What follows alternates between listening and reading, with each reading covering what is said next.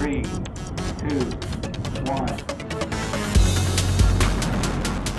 Hello everybody, this is Chris Schmidt from Rocket Lasso and welcome to Rocket Lasso Live. This is episode 4 of season 2. Last week we had our first ever live stream guest, Chris Pianco, on my Rocket Lasso live show. And next week we're going to have another guest, another friend of mine in Chicago. So that should be really fun. More information as we get a little bit closer. And that should mostly cover the news here. Thanks everybody for coming and hanging out. We got people on YouTube. We got people on Twitch. I see a lot of new names. Squizzy, that's a fun one. Hi there. Hello everybody.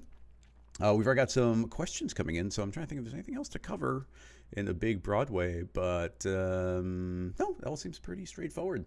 So I'm at my standing desk now, which is really fun. So we're actually up high, so I'll spend all 2 hours here standing. Actually, last week we kind of impromptu did it because there's 2 of us and then we couldn't fit the chairs in because the desk isn't huge. And it's like, well, let's just do it standing. It's a lot easier.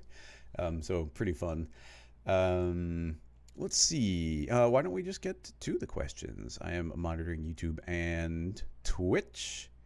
So I'm going to go to the proper screen here. And let's see. Dean, somebody's saying wings are tough, but you like the question. Well, okay. Well, let's see what Dean from NYC has a link from Vimeo. Okay, you seem to have a link to a specific time in this video. Let's see what we got. Oh, we got paint effects again. Generically, I don't think that's something we can specifically tackle. This is just going, I think, it's just going to go to fluid simulation, and we're just not set up in a good way to do that. Perhaps we could do some X particle stuff at some point, but this is really detailed and nitty gritty, and that'd be more something to explore in like the bonus live stream where we can just tinker more and focus in. But we'd spend all 2 hours just trying to get some sort of swirl going, because there's a lot of things you can do in X particles. I know for a fact you can do it. I just haven't done a lot of, so I don't intuitively know.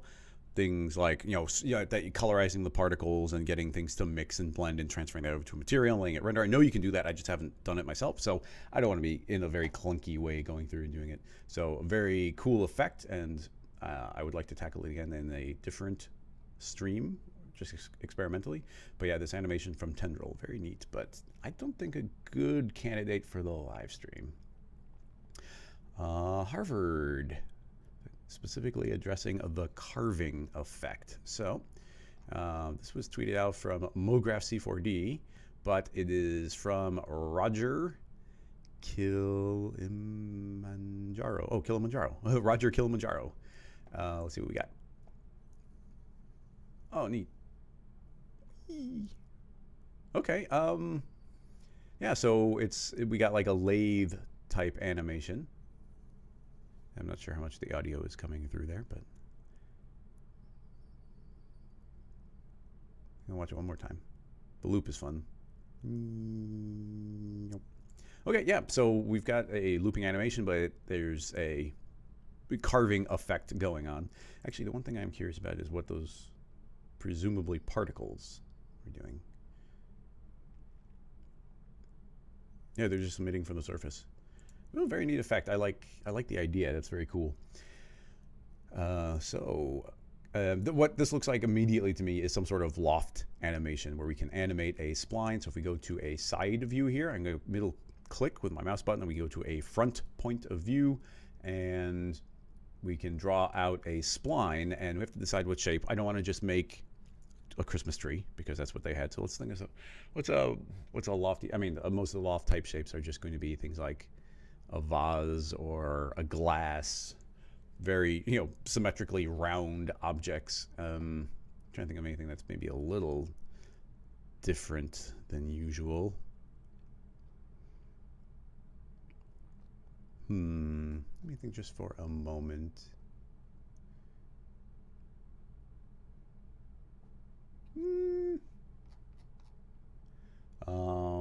A rocket. Yeah, chest. I mean, the rocket can't. I mean, it has to just be like a tube shape. So, like, even if we were to draw a rocket, in a pretty straightforward way, we can do. Trying to move my camera. We can do something like this, and then we get a cone shape. but it's just going to spin around and look like kind of like a cigar shape. So, you know, that becomes our base shape. Throw that into a lathe NURB, and it spins it around. And I actually had a really good aim, pretty good aim there for X, Y, and Z. But if we scoot this in, you see we're just going to get a cigar shape because you can't lathe different legs out on it. So, yeah, so it does get kind of tricky. Where lathe is amazing for very specific things. Now it does go to that is true, Paul. This does look like something else. So let's just go ahead and get rid of that. Now. They are well, I mean, here's the thing: is the idea of the carving. The concept there is you would spin on a lathe, like a real life lathe, and I love watching videos of people making things on lathes, and you actually take like a metal carving tool and you start carving into the wood, so it has to be a spiral shape, or you know, it has to spin around and be perfectly symmetrical on a radial axis. So that's what we're limited to if we're going to do that concept. Now you could just do carving away where you just morph into it, which would be a viable kind of alternative, but that's kind of going away from the base concept of what was there. I mean, honestly, I can't think of anything that's fancy here because lathe shapes are very specific.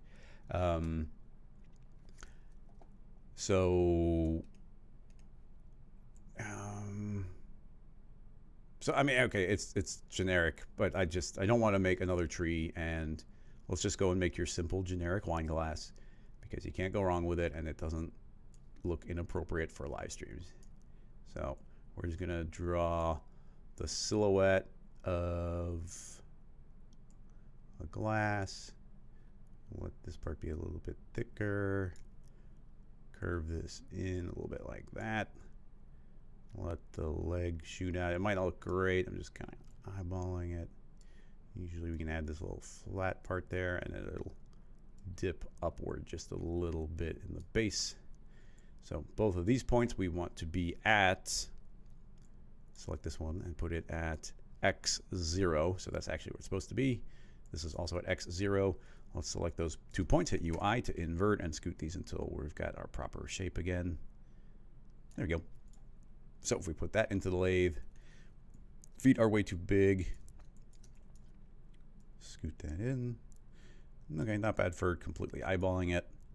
Scoot that out a little bit. And maybe this can be a little bit bigger.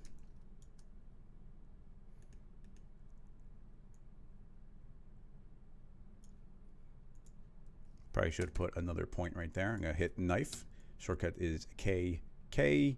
That pops in the knife tool. We'll just make that a little bit thinner. Okay, so we're going to go for, I mean, if you're going to be lathing something, there's very few materials you can run on a lathe, so we'll probably have some sort of wood material. Now, there is an important variable here of, why does this top look weird? Oh, it must have some sort of pinch. Yeah. Select that. I'm going to say soft interpolation. It'll just do a very smooth version of that. That should work for me. All right, cool. So we've got our little wooden chalice idea here. Now we need this to morph into this shape. So this is our final. So I think the most straightforward way to do this is add a rigging tag. And we have our pose morph. There we go. Pose morph. What do we want to control? We want to control the points. This is the base pose. This is the new position. You will even turn out the lathe here. Now we could go and do this in multiple steps or even morph it in. Actually, morphing it in could be nice. So I think all these points will end up on the top. So I'm just going to hit T for scale and scale all these down to be flat. And we'll move them into the air, maybe even more than they originally were. And these points here will be flat. So I'll hold down Shift so that actually goes to 0. And we'll scoot this over here. I'll even let go a little bit beyond. And these bottommost points, T for scale, scale those down. I'm very much eyeballing this. We could be very precise with our numbers, but there we go. And if we want to, we can grab these points and smooth them out a little bit, get a little more spacing between them, and they'll morph into their final pose a little bit more smoothly, I believe. So yeah, something like that. So switching this to animate, then we can now just drag between these two states. We'll just morph pretty much perfectly from one to the other. If it is a lathe, if the lathe is turned on, then we can drag through and you can see the shape will just emerge. And yeah, that seems to be working pretty well. It just gets, in theory on this, gets carved away. Looking nice. The only thing is that this one point here seems really sharp to me. I mean, we can smooth that out for sure. Another thing we could do to smooth this out is currently there's quite a few polygons. If we select our spline, I can go easier on the point count as it goes around.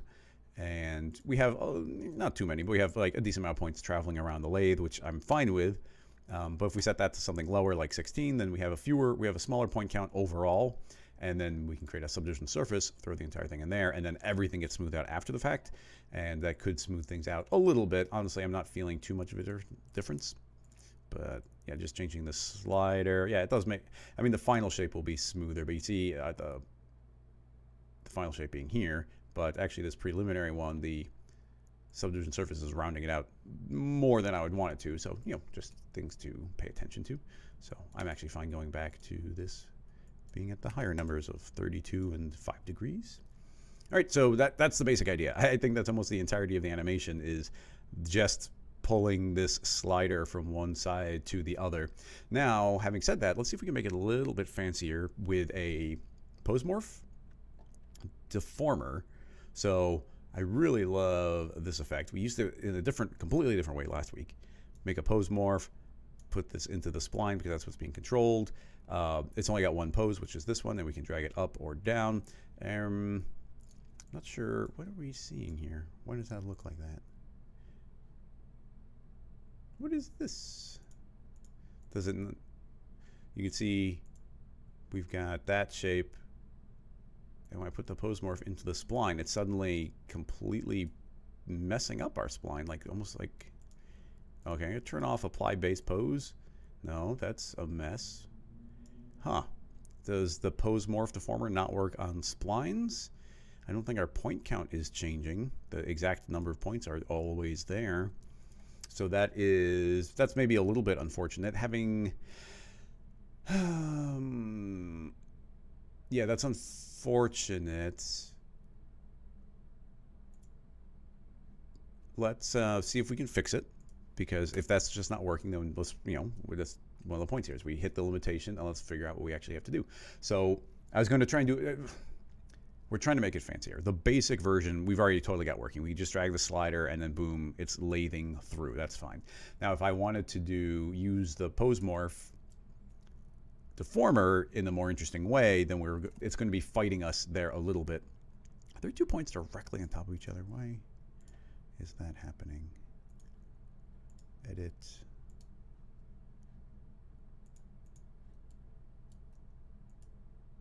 I'm just curious why that's so dang sharp. I mean, that seems fine. I'm going to set that to be soft, and that should round that out a little bit more. And now let's go back to animate. Okay, there we go. That's a little bit smoother. I just had to smooth out one of those points. Now, there's a couple things. If we're going to do this morph, I think that we have to do it on the lathe. But we already did all the nice animation when it came to the spline, so I don't want to have to reanimate that. So here's the idea. I want to capture the state here and capture the state here, but we need the point count not to change. They need to be identical. So we have to change our spline type to be from adaptive. I'm going to set it to, let's say, uniform. And I think it's a Bezier, so there's possibly going to still be trouble. But let's see, as I drag this, you can now see that the point count doesn't seem to be changing. So that's pretty much what we're going for. So just by changing it to a not adaptive mode, in fact, adaptive might be one of the only ones that breaks, but now it does work. So all this means is we can make one lathe. Actually, I wonder if we can do it this way. I'm going to make one lathe morphed and the other one not morphed. So now we've got 2 different lathes. And along those lines, let's see if I were to make a copy and paste of that. And this one, I guess we're going to be more, I don't know if we need to make it editable. I'm going to make it editable. Delete all the selection tags. On this one, let's add let's just do it from scratch. rigging, make another pose morph. Pose morph. It's going to affect the points. And we've got our base pose. I'm going to try dragging in our morphed one, which I don't know which is which. Okay, this is the bottom one. Final. And then this one is the start. We probably don't need the start, but let's just go step by step. So we are just seeing our morphing one. The new pose is going to be based off of Lathe final. I can say yes. Well, I always forget which one does the reference. It looks like this one is a reference, so it's looking at the actual model. So we actually use that morph tag. They still exist. We didn't destroy anything. But now we've got a brand new morph tag that is referencing the original shape, which is the cylinder, and then now has a reference to the other object. So now I can drag this slider, and it's directly morphing from one shape to the other. Now you do see that we're getting that direct morph, so it's a little clunkier because it's going to its final position. It's not doing that really nice travel from one to the other. So that's too bad because everything's just traveling to their final point. We're not getting a nice smoothing of it, but you can now see how we've linked those. The point of doing all this is now, I guess we can use the pose Morph Deformer, and that is referencing this. So now we're allowed to feed fall-offs. So let's start, even here you can see how weird it'll be. We can now morph in a more interesting way.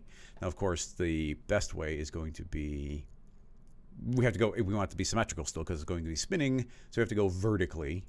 So let's try Y+, and now we should be able to drag this through, and you'll see it kind of carve one, and then it'll carve through there. And now you can just see we get a more interesting shape. And I think nothing ever grows in it.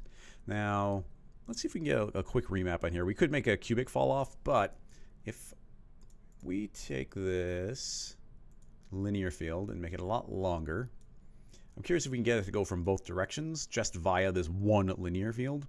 So let's go to remapping, contour, and change the contour to a curve. And it's going to start out at 0 and then go up to full power. So let's say, does that make sense? I think it would be like, it would be full power, none, and we'll put like a pit section in here. I'm again going to eyeball this. It won't be perfect, but based on that, it's kind of the opposite of what I want. So let's try flipping this vertically, and let's see if that works. So it's fully morphed. So if we start out really tiny, then we'll start carving from the center, and it'll go to its final position as we move up. Now, I don't love the way that looks. I think it looks better just from the top, but it's fun. It was worth trying to experiment. So I'm just gonna hit undo until we're pretty much back to this being normal, back to the default, and now we can actually travel down the thing and do this morph. And I just like that morph a little bit better. So let's stick with that, and we can even keep in mind that we can make that very tight, so we can get the carving very specifically. Although I think it looks better bigger. But keep in mind, there's a lot of different changes you can make as you go. So with that in mind, I don't want to, we're not trying to recreate the entire effect, but I think there's some technical things we can pull out of this that are pretty neat.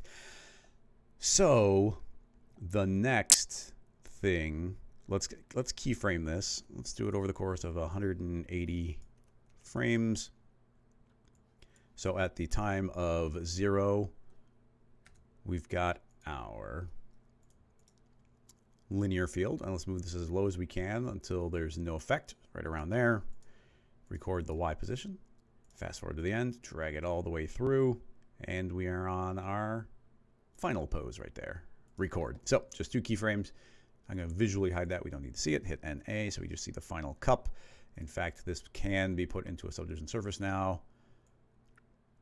and I will set that just to 1:1, just to give it a little bit more smoothing. And hit play, and now we're going to get a slow transition from one shape into the final. Okay, so that's fine for the effect. It's not spot on, but it's working. And neat. Now, one of the important effects when it comes to this, I think, is going to be that you would want to build a entirely procedural material, because normally you could just take I wonder if setting it to cubic, no, you would, it would be projecting, so it wouldn't look right. The only way to make a material like this, if you're going to be like digging through the surface of something, would be to make a full procedural 3-dimensional noise-based material. Because then you can actually pass through it. And if you're carving wood away, it's like you're carving into the grain. So as the mesh changes, then the way that the material looks would change. Now, I don't want to spend a ton of time, but let's just make a very basic, because we want to see the grain, but that's one of the cool things. So a wooden cup maybe doesn't make as much sense, but let's tinker with that. I'm going to make a layer shader right away. I mean, we could make the new material shader systems, but let's not tinker with that right now. The point here is to use the nice simple noises that we're familiar with. So there's a noise. Even by default, its texture is set to texture, which I think does mean it would pass through it. In fact, why don't we do a very, very quick test? I'm going to put a pretty high contrast on that, and we might be able to see it all right in the viewport. Now you can see, well, I guess the way it's previewing, you can see, do you see how it looks like those spots are stuck to it? Now that's what we want to not have happen. So let's see if that's actually translating into the final render. I'll just turn on super basic render settings there, hit render, and I don't see the material at all. Why not? We're in the color, layer, it's there. It's on that. Oh, let's tell these not to render. That's why. Okay, you can immediately see the noise is very different. And now, do you see how it looks very staticky? It's changing every single frame, and that is because it's actually passing through the noise. And so this already, by default, is what we want. Now, this material is obviously, the resolution is very small. Let's grab a nice base material for wood. I don't know, let's grab a Naki. That's not bad. Gonna go easy with our contrast. And you could layer up several different ones here. We'll do the most basic one we can. We'll just make a second noise. I think we're going to need it to be pretty big, and hit render just so we can see it. There we go. You can actually see the grain. So that's a big one. I'll make a duplicate of that one. And we'll just make a second noise type. Let's do wavy turbulence. This one is a less detailed one, so I'll make it half the size. And I'm just making 2 of them so we can overlay them to each other. And now we've got a new noise that isn't distinctly one or the other. It's just a way of not, you know, unless you're a like really deep Cinema 4D artist, no one's going to recognize the noise. But hey, let's just take that step because I like making more detailed ones. Now we can create a colorize, and it'd be a very good idea. In fact, why don't we just search for pine wood? There we go. Just get some images. I just want to find one that's got some decent contrast. There we go. Not much to it. I'm going to go to others. Well, how can I show this well? I'm going to use the color picker, but you're not going to be able to see it because it's off screen. But if I click on cinema, you'll see it disappear. But I'm just using that color picker on the lightest color.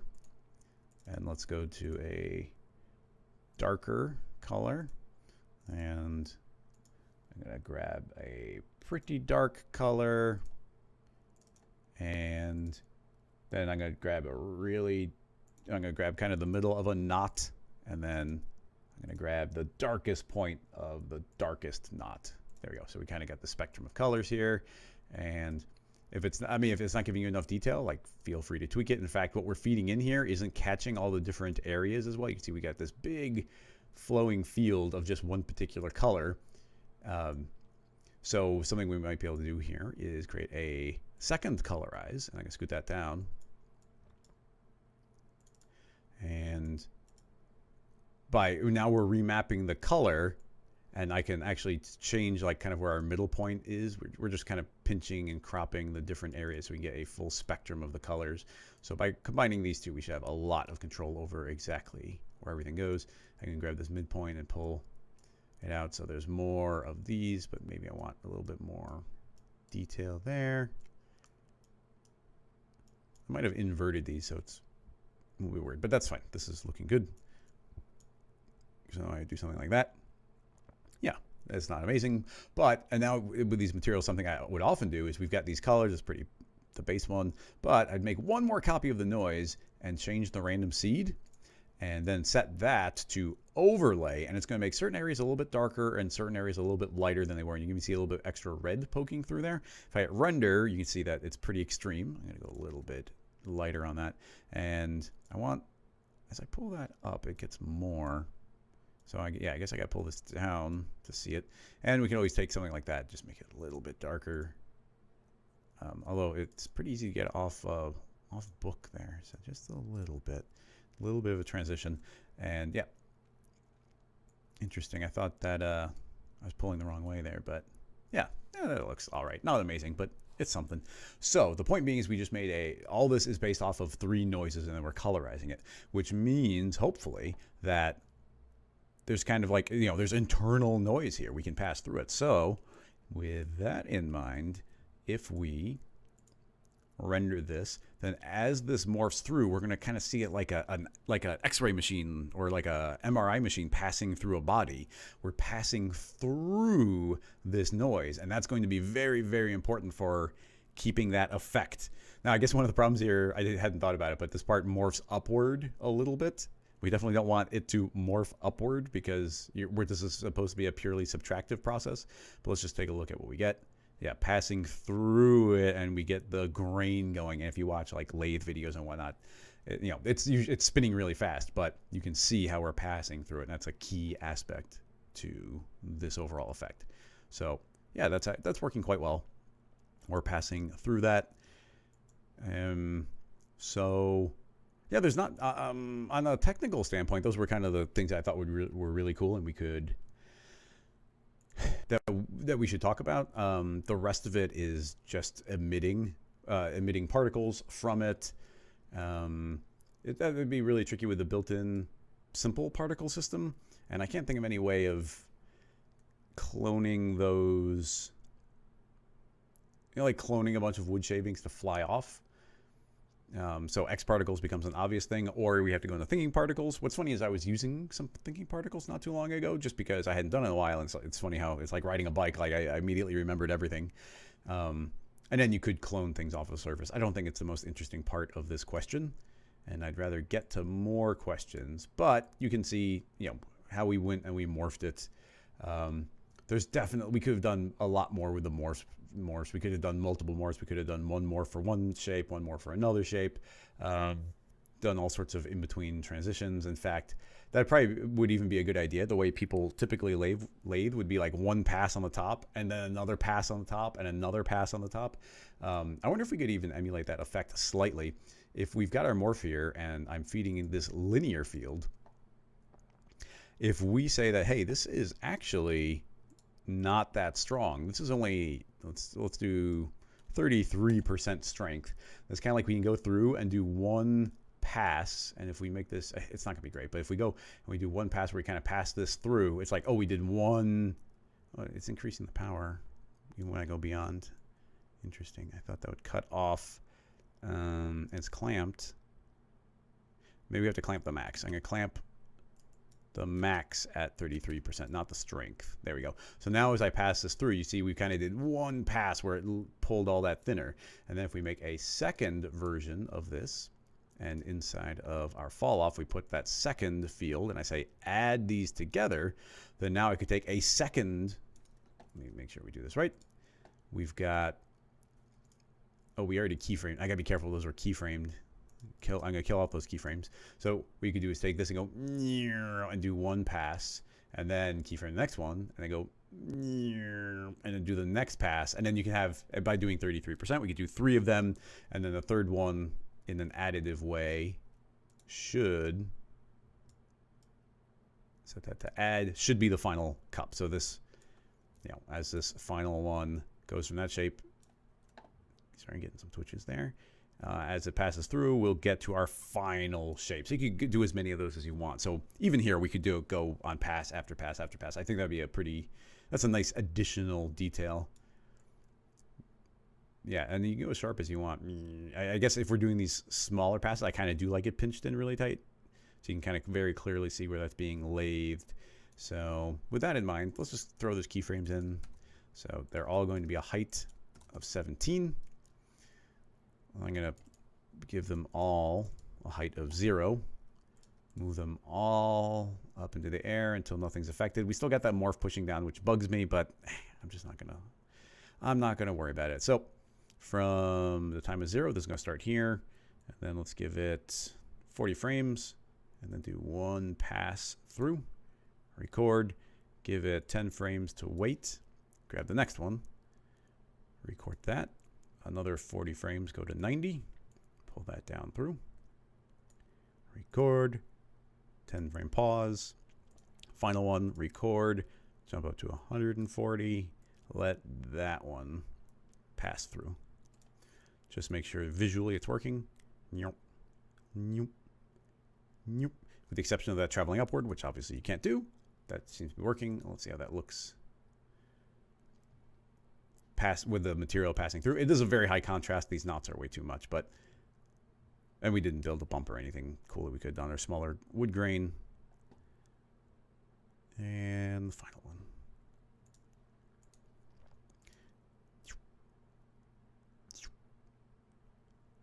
What's cool is how we're able to, I mean, the way the MoGraph tools work, all these fields, how we can take that initial information we had, which was just morphing this lathe, and just by doing that morph, we were able to make a copy of it and then translate that to a different morph, and then it's cool how that stuff layers up. In any case, that is where we will wrap that question up. It's a cool question. We could go deeper. There's so many different things we could play with, but I want to move on to additional questions. There's also one where it's like tough to do a lot with it without really copying the original artist's intent. So what am I doing? Scene files. 1A. Wood lathe. Cool. All right. Jumping back in. People have more questions coming in. Excellent. Picaro is saying, loving this effect. So you're very enthusiastic. So let's see what you've got there. Just for fun. Click that. It's opening up Twitter.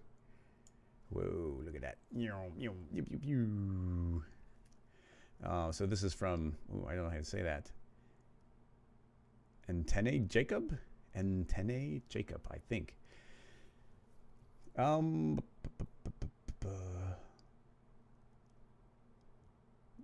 Yeah, I guess the effect is that it seems infinite. It keeps on traveling inward. That's interesting. Actually, that's the intriguing part here. They fall away. Fix the bug. They must have done this multiple times, but that's pretty cool. It looks like they might have, it looks like they use code to do it. Excellent. I actually like, if this was just like cinema and some things, it's like, okay, I don't want to copy it, but they have, seem to have did some source code to make this work. So let's give this a little bit of thought and see if we can do it.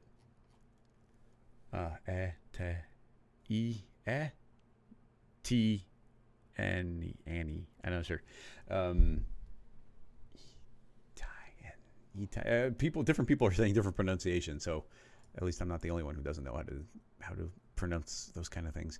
In any case, let's think if there's anything we can do to emulate this effect.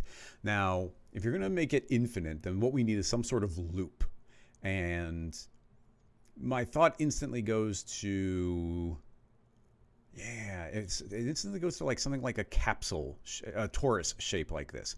Because if we can spin this circle, then it's a constant stream traveling to the center. Yeah, I'm feeling good about this. Let's see what we can have happen. So here's the thought. I'm going to make an end side, so we have direct control over how many we have on count. Lay it flat on the ground. Set this to 64, nice and smooth for the segments. Make a second copy. Now we want this one to be relatively low poly. Let's put it back to its default plane, and I'm going to set this to, let's do 24. So there's 24 segments there. And sweep it. Grab both of these and actually drop them in correctly. T for scale and wrong order. There we go. No, it is. Did I shrink the wrong one? Well, anyway, and now you can see we've got our torus shape back again. There we go. So, what do we actually want to do? I think we want this to be bigger. I want this to be bigger. I guess it's a relative thing, but we'll make that bigger. And we'll make more segments, 48 perhaps. Yeah, that's a little bit better. So now we've got, you see, we've got this big old circle shape. So if we spin our end side, let's see if we can do that to default. Can we spin? I mean, that is swept on this, so we'd spin it. Now, I don't think that's going to allow us to spin directly, but if we put this into a connect object, holding down Alt so it becomes apparent, if I spin it now, oh, not on that axis, maybe on this one. There. See, if you spin this now, you see how we're getting a flow traveling inward. So let's do that. I'm going to keyframe. I'm going to hit Control D so we can get a, go to key interpolation. I'm going to say I want linear at the time of 0. We're going to record B, fast forward to the end, and let's have it travel 360. Actually, I think it needs to be negative 360. Let's see if it's too fast for us to see. Yeah, it's really quick. I do want it to go full 360 because then we get a loop. So let's try doubling our time. Just grab this keyframe, drag it all the way to 180. Let's see if that's a little more reasonable. Better, still a little fast. So whatever, we'll add another 90 frames. Easy to change. You can select that one keyframe because there's only one parameter. I can type in the new number. So I can just say 180 plus 90. And there you go. You can type it in. And now it should be a little slower still. There. Cool. So now we've got that traveling inward infinitely. So with that in mind, I think we want to flatten the top. So let's see if we can do that. I'm going to flatten it using an FFD, not something that we use terribly often, but let's put this into a group, put the FFD in the group as well. I'm going to say fit to parent. It's not doing it right away, so I'm going to make that editable and then make it a child, say fit to parent, and that's still quicker. Hit undo a few times. Delete the FFD, paste the one I just copied. It's still quicker than typing in the exact numbers. Okay, so we want to flatten this. We don't need X, we don't need Z, but we do need, I think, a couple Y subdivisions. Excellent. I'm not sure that's enough, but let us go do it side. I'm going to select all of these points. I think I got all of them. Yeah. T per scale. And start scaling these down. And there, you can see that we've pinched these all down to virtually flat. I don't think I want to be completely flat, but that's pretty flat. But all that same motion should still be happening. So if I play, you can now see that these are traveling constantly, forever inward. Now, one small problem with this technique, there might be ways around it, but one small problem is that they're stretching. Do you see how they get really fat in the middle? They're long. They're kind of like biggest in the middle, and they're going to pinch as they get near the edge, and they're going to pinch here. Now they're going to pinch no matter what, as far as pinching on one orientation. As they get smaller, they have to pinch. It's just a fact. But they're pinching so much because of the curvature. If we temporarily turn off the FFD, if we look at this from the top view, NA or NB as a shortcut, and it still has. I want to see the wireframe, so the shortcut would be NH. There we go. You can see from the top that here is kind of our biggest one. But as we go further back, it's got the curvature going. So you see it's pinched more. And as we go down inside here, that becomes pinched more. So it's just something else to keep in mind. Having said all that, there might be several things we can do to work around this that I was just thinking about. One, this is super dangerous. No, it's not. We can do it with a cloner. Okay, let's try going deeper. We got our connect object here. We got something that's going to spin inside of it. Let's put this into a cloner. The reason we're putting it into a cloner is it's a way of controlling scale without being destructive on the original object. So it's inside of the cloner, and that's in the sweep. Nothing changes. We still got our same shape. But this is now a clone, and it's iterating. I say I want to clone one time. So it's a clone of one in the exact same spot, so nothing has changed. But now we're able to go into our transform tab and scale it up or scale it down. So now we scaled it down, and we can even go to 0, although 0 is a dangerous number. But I can say 0.1, and now you can see how we've scaled that to be very flat. Now, that's actually not not what I wanted to do, but it's a cool alternative method from our FFD. Because what I actually want to do is try and get more points in one particular spot. Now, having said, we could keep on going and trying to make those look very, very even. And honestly, that's not doing anything for us right now. So I'm going to temporarily revert that. So this is very flat. Now, if we just zoom in enough to the point where they're just kind of shrinking, then I think we just get around the problem. Like, it's not a problem. Like, yeah, we can even go to something like that. And like, this in no way bothers me. And we've got a pretty good setup going there. Now, they do get all pinchy, and I don't want to go back to the reference too much, although you can see that they're falling away way before they get really pinchy. So maybe there's something we can do there. I'm not even sure we'll be able to make this work at all, but that becomes our shape. It's spinning around, doing a fine job. So I guess let's just see what we can do. I'm trying to see if think if there's a way to do this without a bool. I'm not sure, but we need to break it apart into individual pieces. There's different ways of doing it. Let me think. I want to keep it as parametric as possible. So a lot of these will make it start going really slow, which is what I'm trying to get around. Although going really slow does not invalidate the technique. I also kind of feel like we should have fewer segments going around, but perhaps more segments traveling inward. Yeah, just a little more square now. So yeah, that's all traveling in. All right, so the quick way of this, let's see if this works. I'm going to create is it still in the MoGraph menu? I'm not sure if they moved it. Not the Mo extrude. I want the poly FX. So let's grab a poly FX. It tends to calculate very quickly. I want it to happen after the FFD. Now, what the poly FX should do is we're controlling every single polygon. So if we go to a transform and we start shrinking these, you can see how every single polygon is shrinking and doing its own thing. So right there, interesting. It's a way of automatically exploding out all of our elements if we shrink that just a little bit. So that's working. And then so that's going to explode them, but then now we can feed it effectors. So we'll add a effector. The effector in this case let's have them. I kind of don't want to. I guess they did it with code, so we're doing it a completely different way. So being a little bit closer to that technique is less of an issue for me. What am I doing? Oh, I'm trying to get a nice plane effector. Plane effector, cool. What is the plane effector going to do? I want it to travel on, you can see right now that's kind of exploding all over the place. The reason it's exploding all over the place is because a transform space is set to node. I'm going to set it to the effector. That means everything's moving up 100. Let's have it move down. We'll move it down 100. So now everything moves down 100. Give it a fall off. The fall off shall be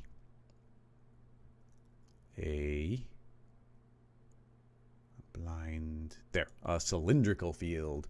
Nice. So we've got a cylindrical field, and as we get near the cylindrical field, these individual polygons can drop. Of course, you see they are. We have to make them drop further, so we'll do that. Let's have them travel downward 200. I'm going to give this a full fall off. So we'll go to remapping and say full fall off, so they slowly transition in. And then they're all doing the exact same thing, so we need to add some randomness. So in our plane effector, our fall off should also be affected via a random field. A random field, a lot of different ways we can use this. One would just be saying overlay. I'm not liking the overlay as much, so we can mask this and add the random field as a mask. And then in the random field, what's a good way of doing this? I mean, right now it's set to noise. If we scale it bigger, yeah, we'll get more uniformity, but I'm not sure that's a good thing.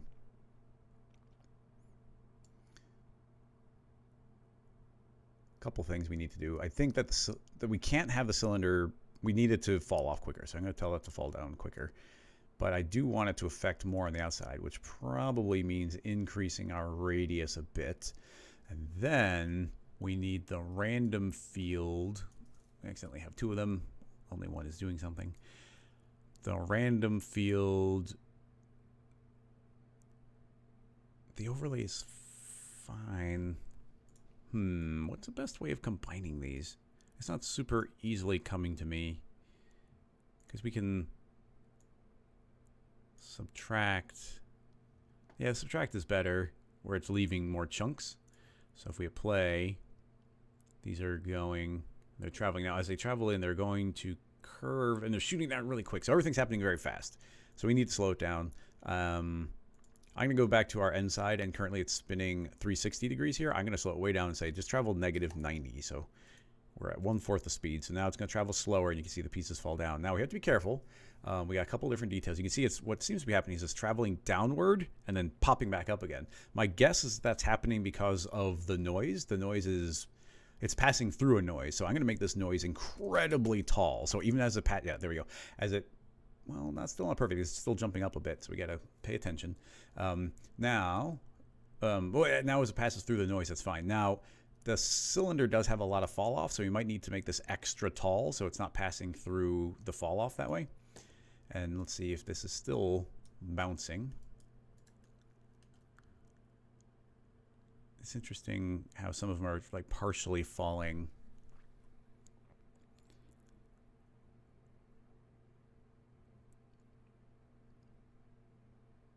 It's really quick. We can give it more of a transition. It'll slow down. And then we have to, one of the things we have to pay attention to is this inner cylinder, although we are completely properly trapped within that inner cylinder, so that's fine. I'm going to temporarily turn off the random. Okay, and that's perfect. Like, that is behaving properly. We just need to offset that a little bit. I don't know why it's not so... I felt like that random should work better. I mean, this is cool already, those falling away. And it's infinite, so... And actually, I didn't even think about it, but, like, the interior of this will probably look really cool. Like, if we go in here, we're going to get, like, these beaming down, and then they'll transition back into their original shape and continue the animation, so that's pretty cool. All right, so that's all well and good, and they're traveling down, but we need the spacing to be offset, but it has to continue traveling in. I guess they still travel. Yes, they travel forward, and as they travel forward, they're continuing to pass through different noise. So it doesn't matter how vertical this is. I tried to make it really tall, but they're not just traveling down. They're still traveling in, so that doesn't follow. Now, currently, it's noise-based, but there we go. I set it to, instead of noise, it's not based on noise anymore. It's based on sorted. So now it's looking at the index of each of them, and because it's based on the index, now you see they are moving at constant speed. So, yeah. Now, currently it's set to subtract, but different modes are going to give us different layouts. You can see overlay is almost doing something. We might need to double up the effect. I'm never sure if we can do the... Yeah, okay, clearly increasing the max does do something there, but I don't want that to go quicker. Subtract is working pretty well. I don't mind them being offset. But we don't want all of... Yeah, there we go. If I pull the strength back a little bit, we want to make sure that those inner ones are chilling out a little. So essentially, before they ever start curving down, I want them to have flattened out. And now they're all doing a pretty good job of just staying flat. It's infinite if we frame our camera upright, or if we make the cylinder bigger. We have a lot of options to tweak this. But just by picking the proper camera angle, then now we'll have this infinite travel. And then, if we want the thickness on there, just to kind of, let's save this. We haven't done that. If we want to finish out the effect...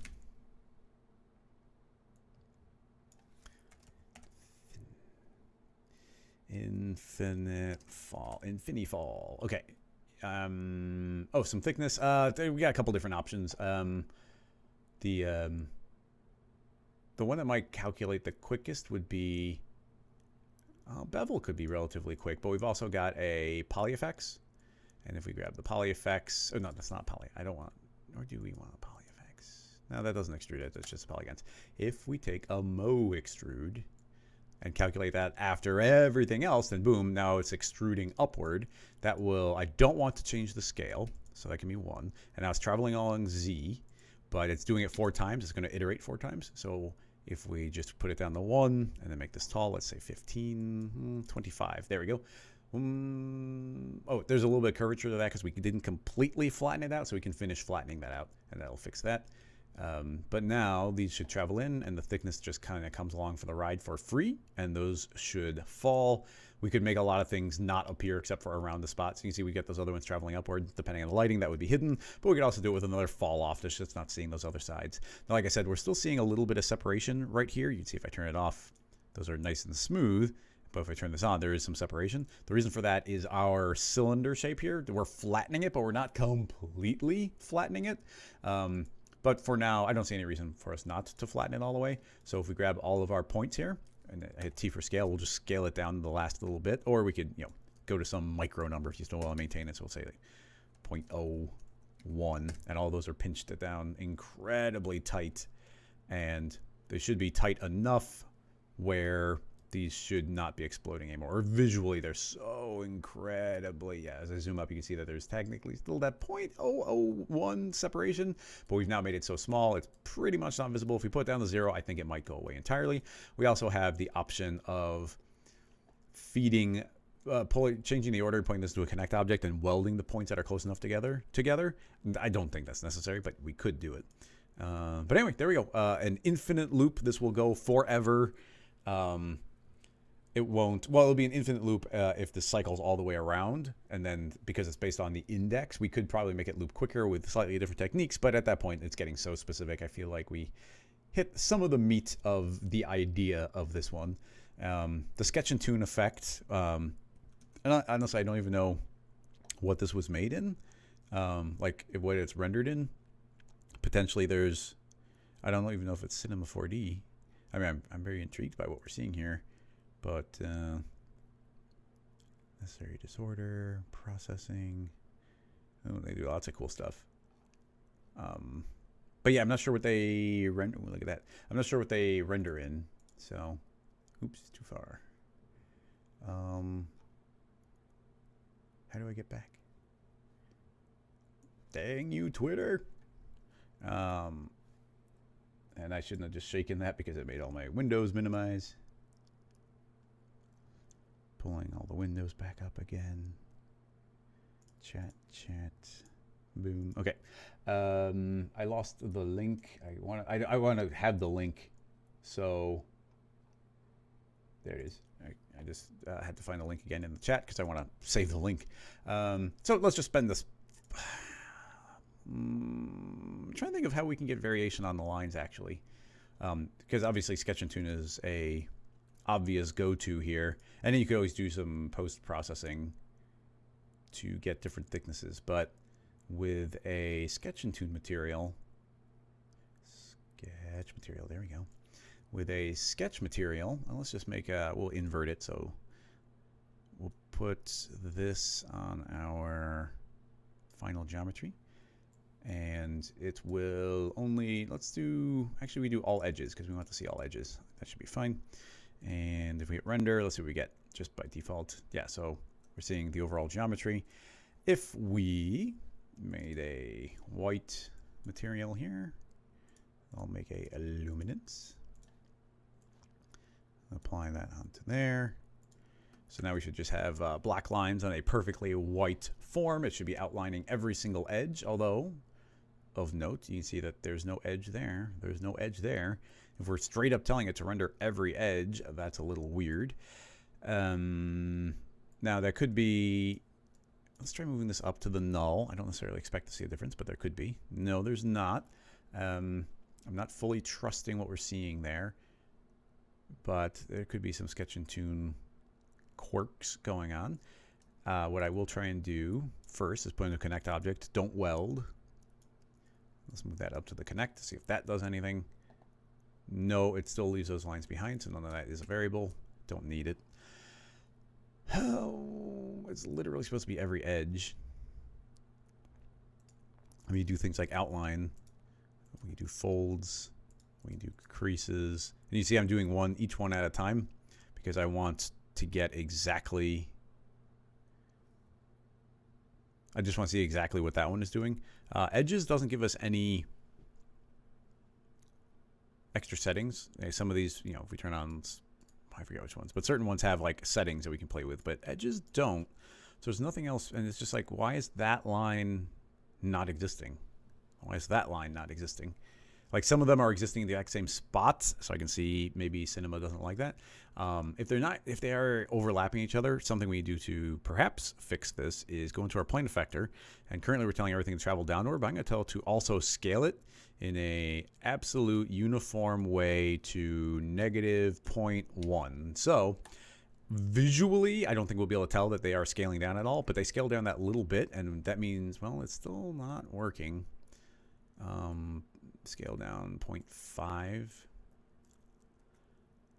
I thought that maybe these lines were perfectly meeting each other, and that would cause them to not know how to handle the trace the edge, but it doesn't want to do it. So that's throwing me off a little bit, but yeah, I mean, what are we supposed to do if we say, hey, render every edge, and it's like, no, I don't want to, and there's nothing fancy happening here.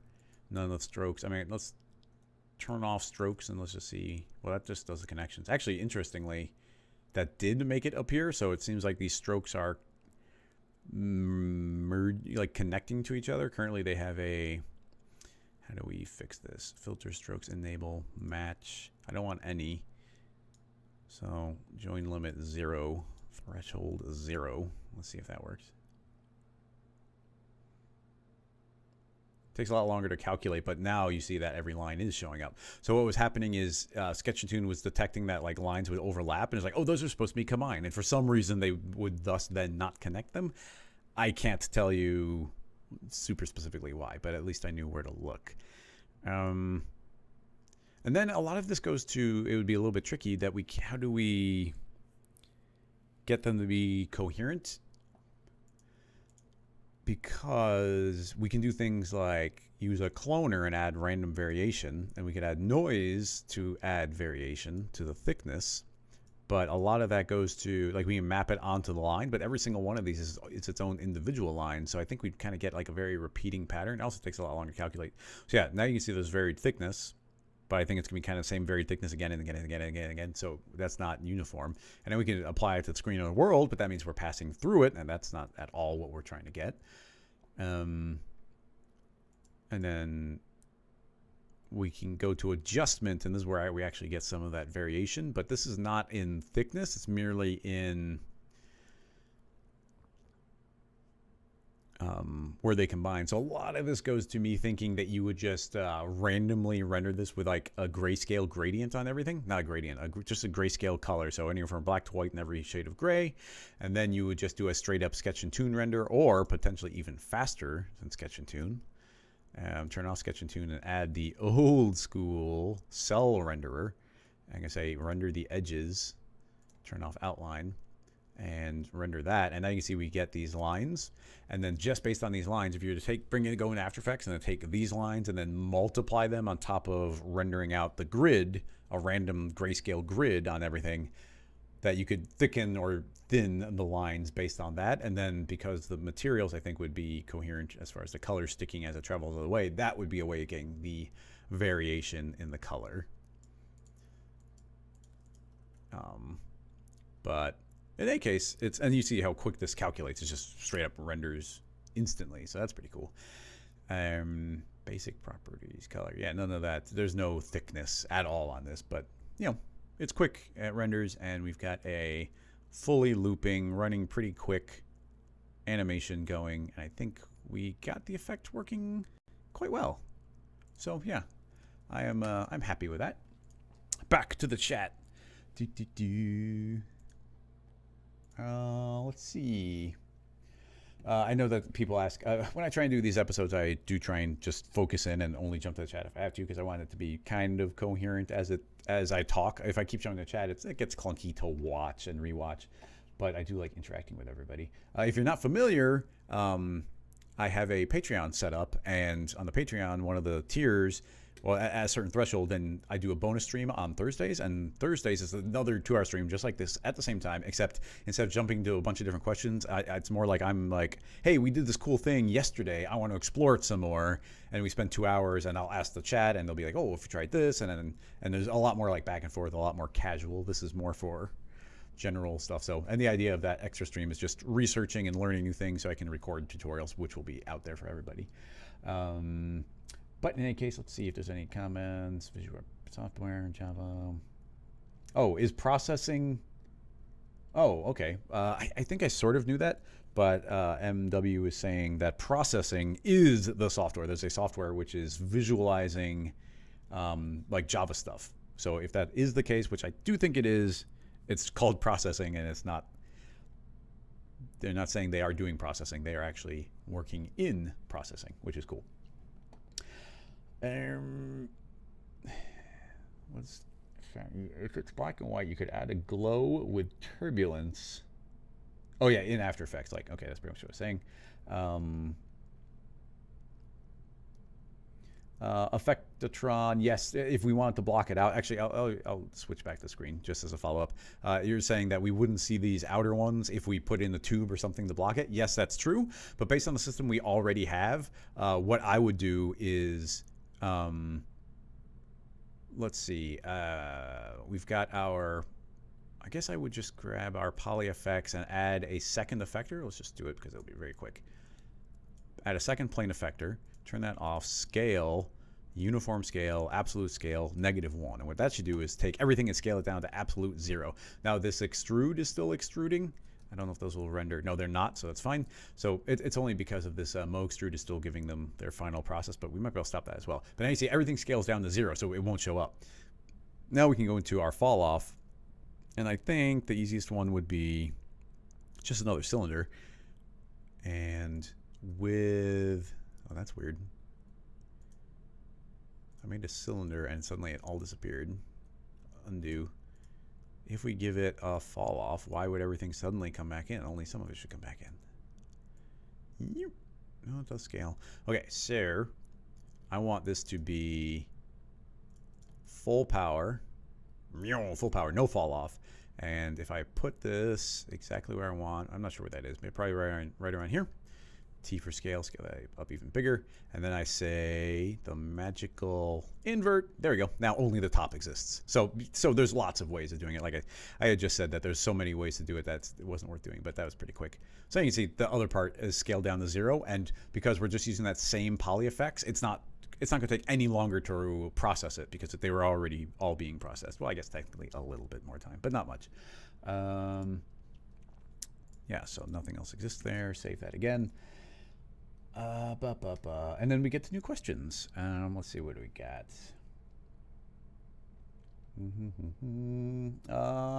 Tizzle, I don't remember ever answering a question from you, so let's try that. This is so good, but how? Oh, it's a link to Buck, so that's dangerous.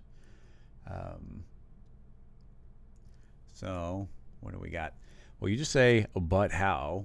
So what are we looking at? Just this overall, I guess this whole piece is...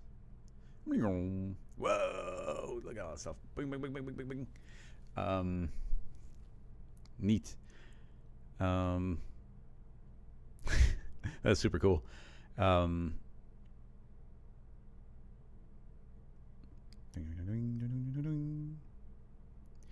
we'll have to watch this a few times too. I wish I could frame by frame, but I don't think we can do that on their website. Yeah, I can't click and stop it either. So what we've got is a bunch of spheres, and then they're morphing up into these shapes. But I'd really like to see if something like that, is this half shape morphing? Is that actually the same thing? And these triangles, those are the super weird ones. But that could be fake as well.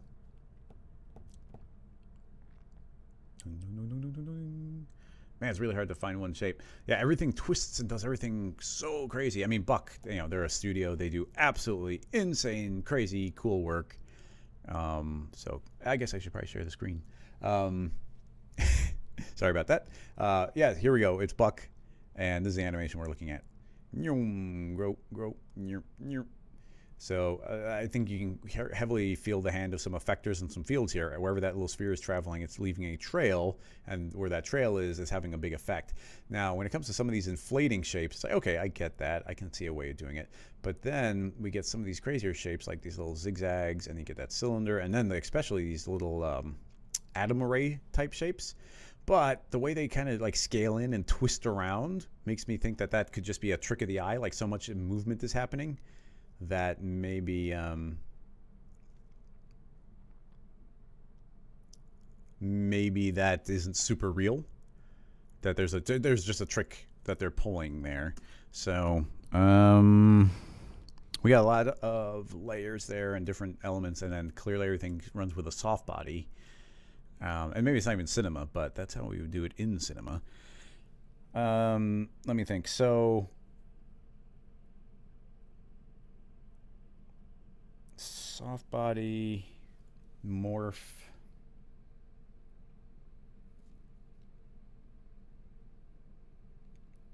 I mean, I don't want to just throw the full polygon. A lot of stuff gets really sharp. Some of the stuff let me just think. I mean, let's start out in the most basic way I can think of. Let's make a cube. We're going to make that 10 by 10 by 10. Hit NB so you can actually see it. Honestly, we probably don't need to be that high poly. I'm going to go 5 by 5 by 5.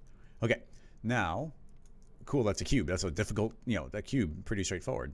Now, if you're going to make a sphere and turn it into a cube, that would be really difficult. But taking a cube and turning it into a sphere is trivial. We can just make a spherify. I'm going to sneeze. There. Okay, so we can spherify that and give it a 100%, and there we go. We've now got a perfect sphere made from a cube based off exactly the geometry of that cube. So we can morph back and forth between them. That's the most straightforward shape. Let's keep that in mind. Open up a new file, paste this in again. Now, let's assume that we have a slightly crazier shape. I think they have like some plus signs. Yeah, let's just look at the plus sign because that's decently more complex. So with that in mind, let's go down to very clean geometry again. And I'm going to select everything. Deselect the top, deselect the bottom. D for extrude. I think the maximum angle is 91, so I'm going to say don't preserve groups. And this is 200 wide, so if we type in 200, we should get a perfect plus sign. Excellent.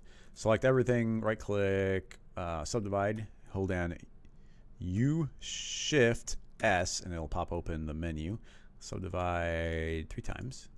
And now you can see we've got a very gridded looking shape. Now, will the spherify automatically work here? It will, but let's see how cleanly. And actually, it does. The spherify can handle this, and it actually morphed this still perfectly down to a sphere, and there's no intersecting polygons. That's the important part there. So this concept continues to work. So I think, how many of those shapes could we just kind of throw into a spherify, and it continues to be a perfect spherify? The only one I saw that definitely couldn't do that was the atom array one. So let's kind of treat this as 2 different types of rigs and see what we can do. Now, this plus shape one seems like a good place to start. I subdivided that too much, so I'm going to undo, and let's do U Shift S and just subdivide twice so everything calculates quicker. So with that in mind, with the spherify, we can now go back and forth between them. I think we just need to create another morph setup. So along those lines, we have our plus, right click, add, very similar to before. We're going to pose morph, points, delete the pose, drag in this as, we'll say as our reference, that's fine. And now hide that reference, and this has its original pose and the one we morphed to. So now we can go boing, boing. Excellent. So with this in mind, let's try, create a floor. We'll move the floor down -200. Create a cloner. In the cloner, we're going to make a honeycomb array, lay it flat on the ground, give it enough space to breathe. Let's not go crazy here because we're doing this on a live stream. That seems to work fine. We've got perfect spheres. They would subdivide just fine. Okay, So then we did this last week with Chris Bianco here as well, but we can create a morph, and now this morph will be a lot clearer than we had last time. It's a Morph Deformer viewing this morph tag, and now we can morph between these two. And with that in mind, if we create a spherical field, which is really tiny, we're at a pretty big scale here, pull that out of the cloner and go to the morph. There we go. So now anywhere that this spherical field goes, it's actually morphing between these two states. So cool. I actually kind of want the opposite. So inside of the morph, we will just throw in an invert, and that's the opposite. So wherever the spherical field is, we are getting the plus shape appearing. So that's all well and good. So now my thought is how well does this work if we also throw soft body dynamics on it? If we're going to do that, I want this to be very, very low poly. So we'll just create a few of these there. Now, this should run pretty quick, but it's still going to be a little bit crazy. So we will save it. 3 soft body morph. All right. Now we add a soft body tag. Pretty straightforward. Simulation soft body. So there, soft body. Did that just re-invert it? That seems weird. Deactivation time. Don't worry about it. Self intersection. Let's do this one step at a time. Self collision. Don't worry about it. So it can pass through itself. It should run a lot quicker. We've got gravity turn on, so everything should fall to the ground. I'm going to add dynamics tag to the floor. Okay, all good. Let's just hit play right now and see what happens. So everything is soft body going to fall to the floor. Now, these are still soft body. As I morph them, very nice. You can see, indeed, they seem to be able to morph between the two states and be soft body, which is great already. Let's see. Yeah, I was going to say I thought Zachary Corzine, who we did one of his spots last time, had a whole thing about doing these morphs, but it's nice having this rig set up here nice and clean, seeming to work very well. All right. In addition to that, we can't really do fall-offs. You can't do fall-offs in these soft bodies, but it would be very nice to... I guess you can make the vertex maps. That makes sense. But certain things have it, certain things don't. But, oh, the rest length does have it. So I'm kind of feeling like we want to do a rest length of 200%. And the 200%, that's going to make these all explode in the beginning. Hopefully not too badly. I'm just going to risk it and hit play. Yeah, they all explode out. They don't self-intersect, so it should work fine. So you can see how they're inflating really nicely, and then pushing out. Now, can we make the same fall off control the rest length? I just don't know how that works. So let's see what happens. I will create we're on point mode, which means we can set a vertex weight. I'm going to set it to 0. And yeah, there we go. We'll just start out by in our tag saying that this is controlling the rest length. I want to see what that does. Does that shrink to 0? Yes, it does. So that means at 100%, it'll be at 200. At 0%, it's at 0. Exactly what we want to have happen. Because now in our vertex map, we can turn on use fields, get rid of the freeze, we don't need it. Drag in our spherical field. Now, currently, anywhere the spherical field is, it's going to be getting full power. There's a transitional point, of course, but in the middle, it's at 100%. 100% means it'll double in size. But we don't want to go to from 100% down to 50%. So in this case, we are going to create a range map. We can also possibly remap. We could also curve. There's a lot of different things we do. But I will create a range map. And currently, we are inputting 0, outputting 100%. I'm going to say you're actually inputting 50% and going up to 100%. Let's just see if that works. Essentially, what that means is, and I don't know if this will work, but they should get really big. Yeah, so as the fall off reaches them, not only do they get bigger, not only do they morph, but they'll also suddenly inflate to be larger as well. Now, all that's working really well and very quickly, quite nicely. We could also create different spherical fields or remap it or blur it. There's a lot we can do to control those fall-offs. I think very clearly something we're seeing throughout that entire thing is there's a lot of pressure. They're inflating. So let's not go overboard. I'm not sure how much we need. Pressure of 25%. Yeah, that's enough for them to be looking a little bit inflated. So now something to keep in mind here is you can see that they seem to reference their original position. When they blast each other away and one floats away, it is still scaling based on me moving it at its original point. So the vertex map is still controlled from the original point, but that is maybe something that we're clearly seeing displayed here. These are all bouncing around, but they're still staying in approximately their original location. That becomes pretty trivial here in Cinema 4D because we can use forces. So if I say, hey, follow the position with a 2, not very strong, but it's enough to keep it wanting to be in one particular spot. So they shouldn't bounce each other away, but they will soft body collide and get all wiggly and intersect each other. So my main thought here is for almost all of those shapes is they all are just morphing. These are all just morphing in the spheres. Like even these cubes, there's no reason to think that those cubes could not morph into a sphere. All these shapes could be spheres if you bend it correctly. The only one that can't is these. Even this has that slot in there, but still I don't see fundamentally why it couldn't, and especially if you spend extra effort. Like we're doing a very quick generic way of doing it, but if you spend some effort, you could morph, I think, anything into a sphere, like almost literally anything. As long as, but these atom array shapes, those are the ones I don't think you can. So that's the one I think is more of a trick of the eye. So let's see if we can do something along those lines. This is really cool though. Yeah, fun to morph them in and out. Oh, no, we're just a bunch of spheres. Oh, no, blurp.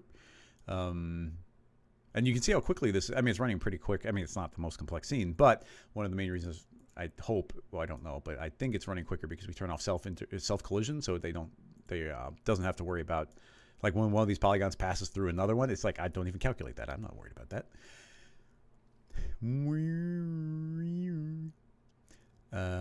So let's go back to so that's kind of like part 1. I think we did a nice job on it. Let's see. Let's see which is one of the atom array ones. When they scale away, they scale to nothing, so it gets really hard to see. It's really hard to follow one of these in reverse. Like I think that one was one, but then it's not here.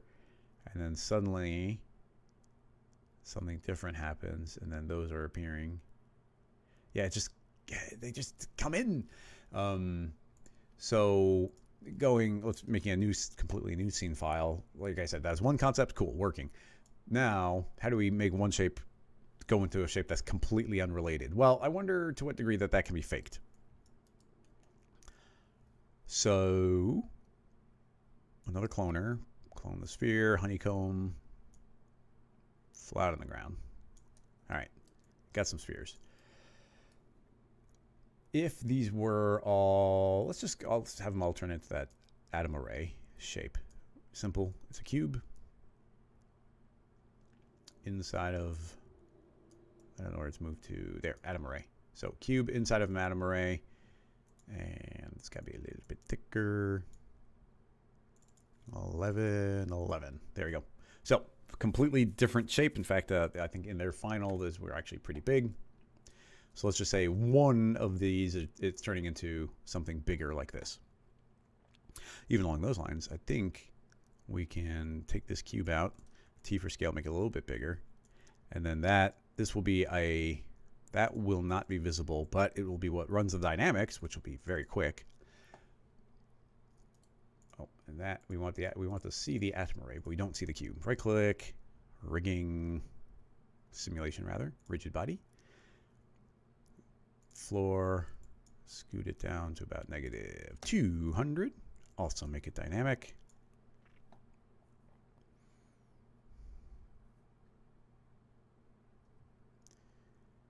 And okay, excellent. So that should. Oh, and I forgot R21. This applies tag to children. Like I say, don't apply to children. Don't do individual elements. So now it should just be that top cube doing its own thing. Although the atom array Where's the atom array?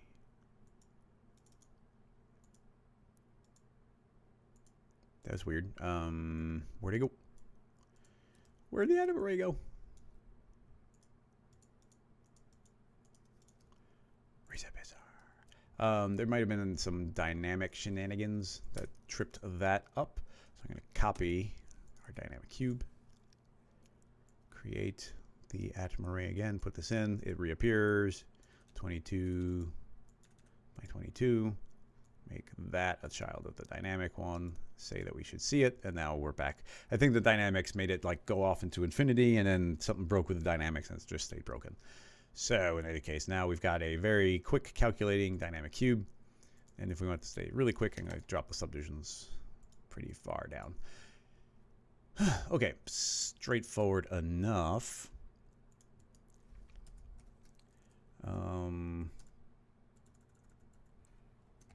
Trickery.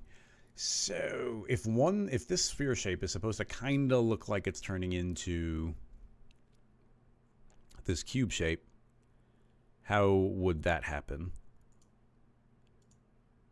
And well, I guess it was dynamic. The way they're appearing,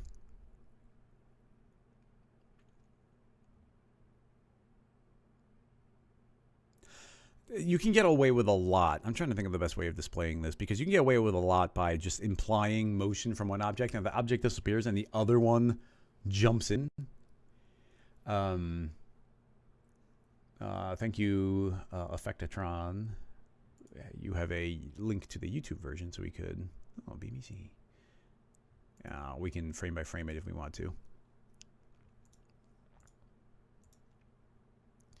So let's go backward and try and follow one of these. So there it is.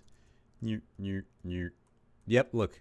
So there we go. I was trying to do it by eye, but do you see how we just have a sphere, and then it's like the sphere is there, it's very small, it starts growing, and then on one frame it just disappears, and then it suddenly, it's a darker color. You see it's kind of dark, and then it pops in and it fades up into that final shape. So there is no magic here. It's just trickery to morph the one shape into the other. So yeah, we were spot on there. So if we were to just match the scale approximately of that, I suppose it just goes to even the sphere being the dynamic one. So I'm going to just make that a child of that sphere. We don't need the dynamic cube. We'll just allow the sphere to be dynamic. Rigid body. It wants to not apply to the children. And it wants to stay, it wants to keep its general position. We could even probably give it, yeah, it wants to follow a particular rotation as well. And then, if we hit play right now, it should all just kind of hover there. It's running really fast, so it's good. There's no color anywhere, so we can control the color. There's lots of ways to control the color, but creating just another plane effector. Did it apply? It did not. Let's make sure the plane effector is applied. This is going to say, well, we can just throw in any combination of things that we want. I want it to travel up on Y, scale up in a uniform, absolute way to be twice the scale. Rotation, I would want a random rotation. But for now, let's just have them all be uniform. Why not? So we'll give it a rotation of 90, 90, 90. And then in our fall off, we say where this is happening. T for scale, make this a little bit bigger. Now you can see, how these are going to morph up into existence. And they are dynamic. So we hit play, they're all just hovering there, and then suddenly these will grow and push the other ones out of the way. Now, the only thing I can't think of is an automatic way of making make the sphere disappear and then the cube part up here based purely on the fall off.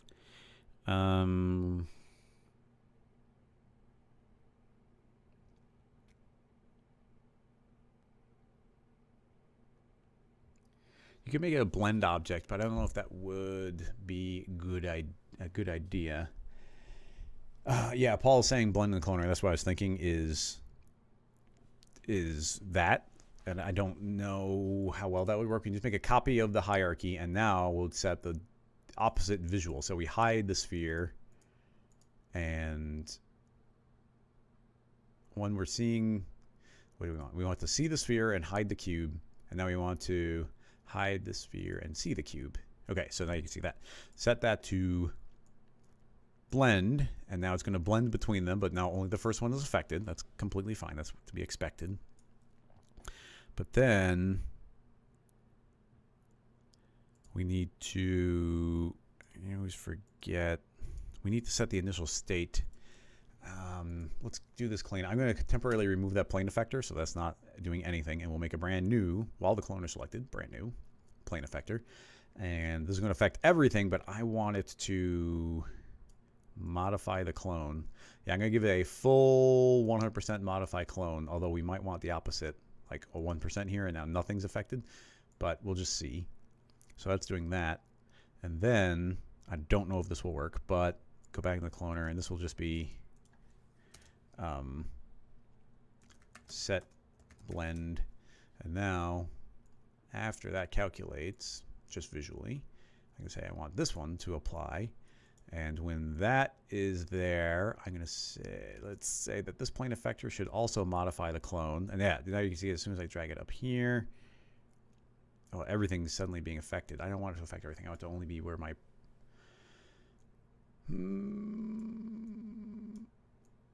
What is this even doing? It's affecting everything, but we have a fall off. So why is it affecting everything if we have a fall off?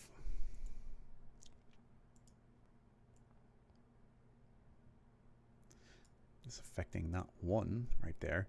Now this is where it is 100%, so presumably we made this bigger. Yeah, so that's working. It's just the opposite of what we want. So let's see if we can put that back down to 0 and then push that up to 100. Now it's only going to turn to sphere when it's at 100. I don't know. There's something.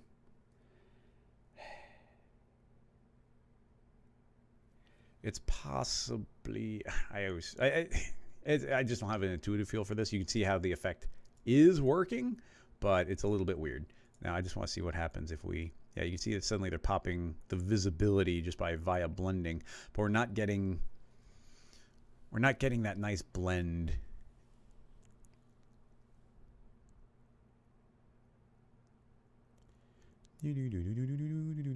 Now, I don't know. There's additional things we could do. Like I really don't. I thought that blend mode might be something we could explore, but I don't super trust it. But I wonder if we could do a effector sample thing with Espresso, like a very basic version of this. I don't know if you can do it in the cloner. That's a lot of layers.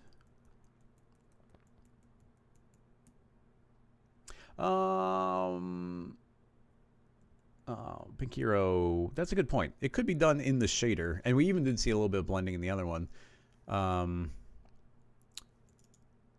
Yeah, why not? Yeah, let's just do it. Why not? We're already in this deep. Let's go and do in the luminance channel with some nice reflectance. We'll go old school on this. In the luminance channel, I will say I want this to view the MoGraph color shader, and that's viewing the color of the object. Now this, let's apply this color. Excellent.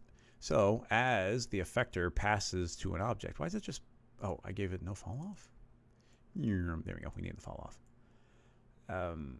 Although I had no fall off on there. Did I screw up our blend scale? I might have been like right at the cusp and I didn't realize I didn't have a fall off, but let's do it with we're going to continue on this path. So you see that we're affecting the color here. Fine, that's cool. But instead of turning it white, let's turn it black. There we go. We transition into a darker color here. Working perfect. That's great. A little bit inner fall off will be nice as well.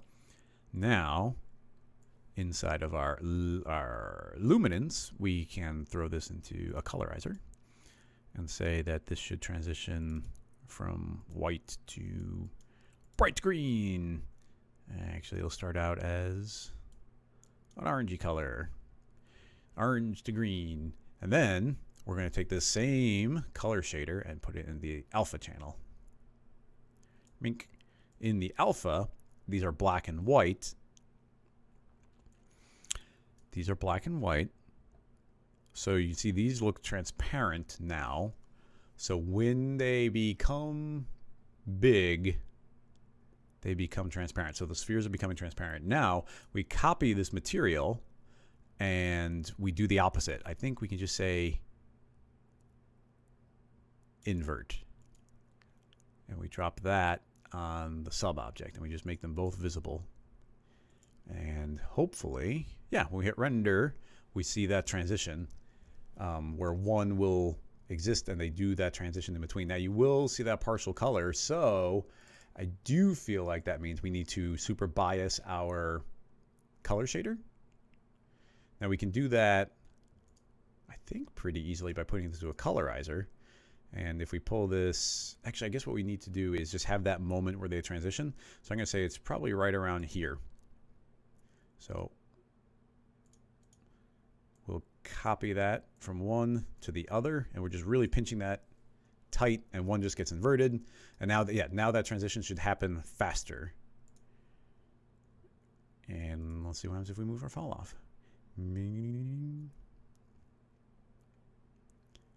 They seem to, let's see. It's not bad. I think a couple things we need to do.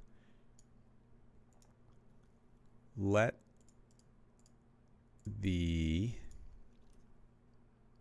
atom array is too big. It should be closer to scale to the sphere.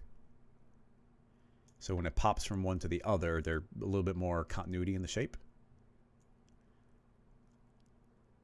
Yeah, we want that to transition. And now you can also see that, well, it's happening early on, but I think that we do want it to happen early on.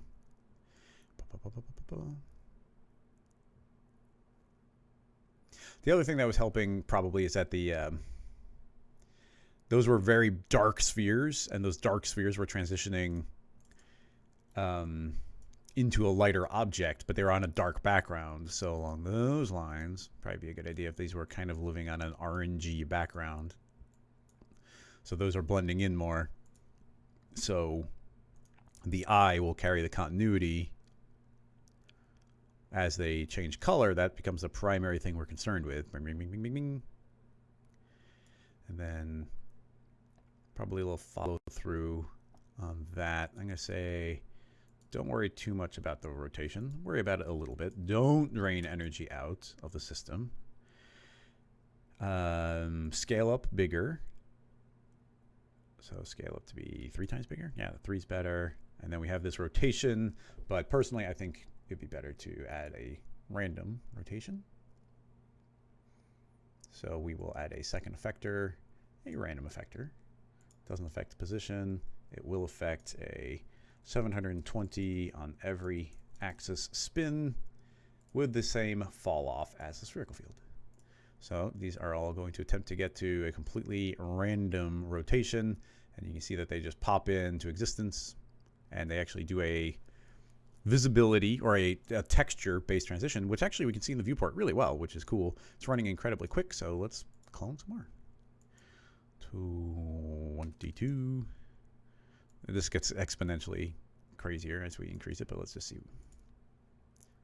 Yeah, let's just see. Yeah, it still runs pretty quick. After that first couple frames, for whatever reason. I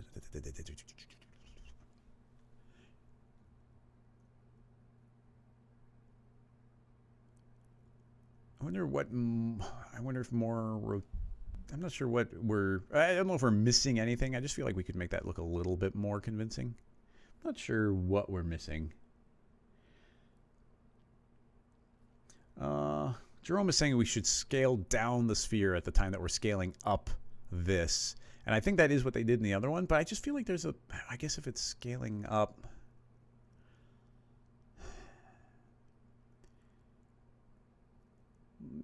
Yeah, that might help. I liked the idea of the continuity of this transitioning upward.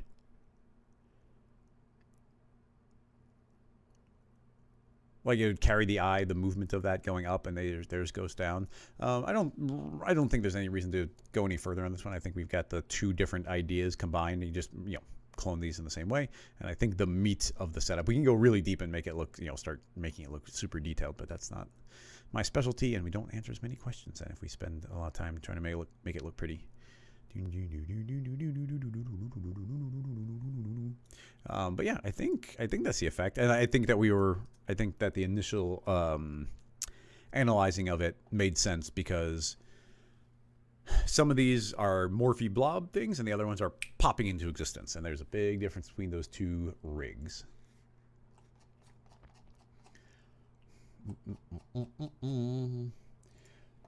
Yeah, let's call that one good for now. I'll give that a save. Hum something, please.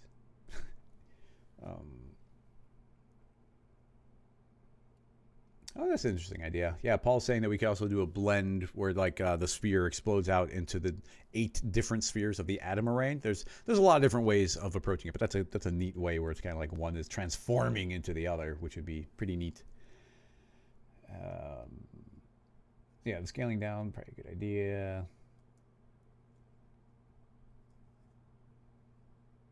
The soft body objects animate up and seem to stay. Tizzle is asking one follow question, which I think is a fine one to add. You're saying that after this spherical effect moves away from it, that they seem to maintain their shape for a little bit. Yes, that's a very good point, and we can totally do that. Pretty simply by leaving, well, we need to remember somehow. Now, I don't think that these unto themselves can remember. Where's this being applied? In the morph. I don't think we can just put a decay. There's a decay modifier. And if we put that up to maximum, we should never forget. But I don't think you can just apply that to that type of thing. It won't remember. Yeah, that doesn't remember it. So you can't put the decay into something like a morph. You need to put into something that can actually store that information. So one way you could potentially store it, and I've been doing this with some things lately, is we can create something like this plane, and you need the plane to be as big as your object. In this case, it's 10 by 10. I think that's enough detail. Make that editable, and now you see we got all these points. Feed in, go to point mode, select, set vertex weight, set it to 0, and then the vertex weight is going to be driven by a field. The field is going to be the spherical field. Now the idea is if we create that same decay, and I'm going to put it up, but we'll take it down a couple units. If we take our spherical field now, and I just pay attention to this new vertex map. If I pass it through, you see how it remembers it was there? And then very slowly over time, it's going to fade back. It's actually very slow, so pull that back even further. So as I pass it through, it's there, and then it begins to fade back to red. The vertex maps can remember what it used to have. So now that that is remembering what it used to have, instead of driving the morph with the spherical field, let's delete the spherical field and feed in this vertex map. And currently it's set to nearest. I'm not sure how well that will work, but let's see how well it remembers this morph. So now as this passes through, you see that boom, instantly they're perfectly morphing. And then give ourselves a few extra frames here. As this passes through, they will morph. They're not inflating, but they are morphed. You see their plus signs, and now you see how they're slowly fading back what they used to be. So that is remembering it perfectly. So we can also go into this vertex map, and it's currently driven by a spherical field, and say that that also should be looking at the vertex map. So both are being driven by it. Hide our vertex map plane object, which is just storing that information for us, and it's still there, but as I pass through, it should morph and inflate, and even when I move away from it, it's going to remember it for a little while based on how much the decay was there before it slowly fades away. There's several different ways we could go about doing this, but that's definitely one, and it's working quite well. So that's just a way of making that one a little bit fancier.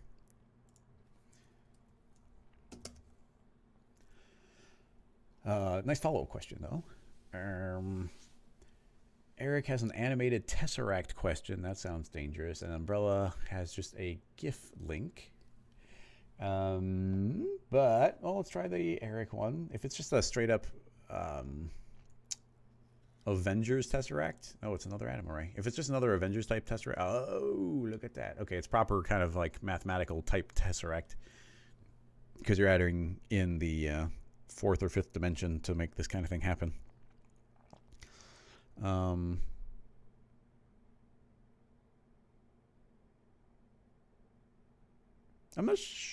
not really sure there's much to it.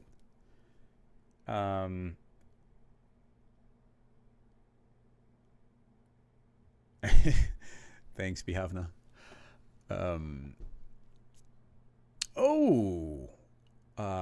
Pikiro, or I can never remember how to say your name. Pikiro. That's a really good idea. If we kind of combine a couple techniques, well, first of all, who made this? Yana, or is it Yan and June? It does seem to be two people, Yan and June. It could be Jun, Yan, and Jun, but they're from Singapore. It's very cool. But JC is saying if we take that same technique we had done with the torus earlier, could we do that again? I don't know. I don't know.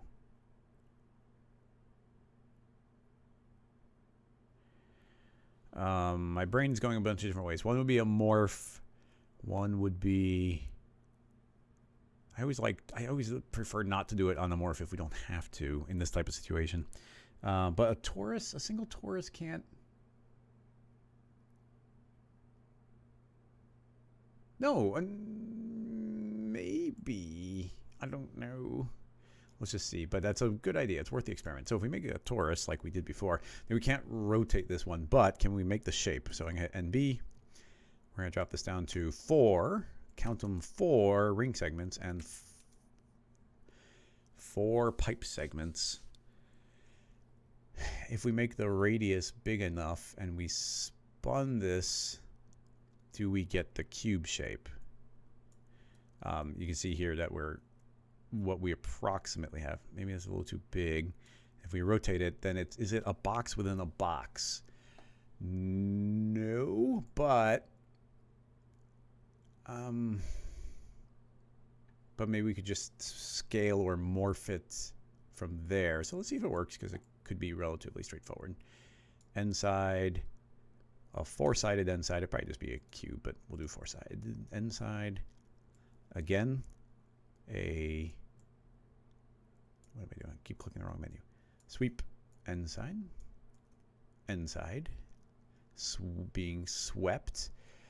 That will go inside the atom array. This one will go into a connect object, and now we can spin it.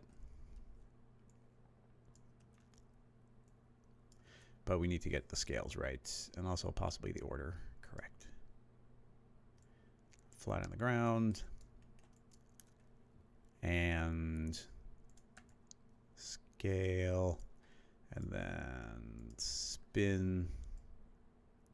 Yeah, so that's pretty close almost immediately. If this is 45 degrees, then you see we get the shape, and if it spins, you can see how we're getting that twisting effect. The only thing we're missing is that these outer ones need to be scaled up a lot more, and it's not quite square. So how do we make it square?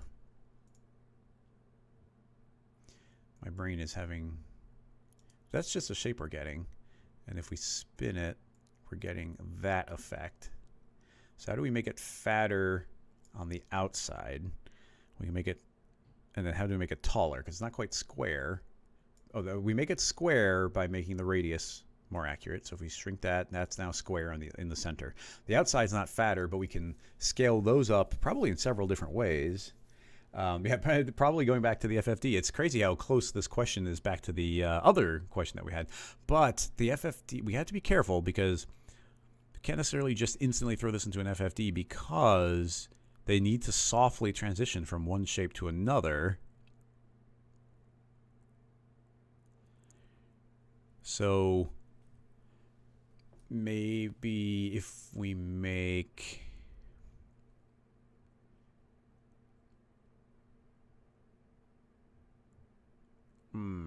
tricky. I'm going to put this entire thing into a cloner, and we're going to do the clone of 1. And then I'm going to tell it to scale up. And what I want to do is get this outer part to look more square, okay? So there's the outer square looking approximately square. And I'm doing that because I think it's going to be easier to make the FFD look square. But let's see if this continues to sort of hold its shape. So if we spin it, yeah, we're still getting that. I'm twisting on more than one axis. If we spin this, we're still getting that Tesseract type thing. It's just not a square in the middle. I think it's going to be easier to scale down the center part into being 45 degrees. We can keyframe this. Let's use Signal, a tool I had developed for Grayscale Gorilla. If you don't have it, you can just keyframe it. But I'm going to grab the B rotation, drag it on the signal. I'm going to make this a linear spline, and it's going to transition from 45 degrees. It's going to start at 45 degrees and then spin 45 degrees plus 90 degrees. So it's going to increase that. It's going to take 90 frames to do it. I'm going to tell it to take 91 frames to do it, and that 91 frames means it's going to perfectly loop given our current timeline. So it's going to rotate 90 degrees and then go right back, so you can see it looks perfectly continuous. Okay, cool. So that's just rotating.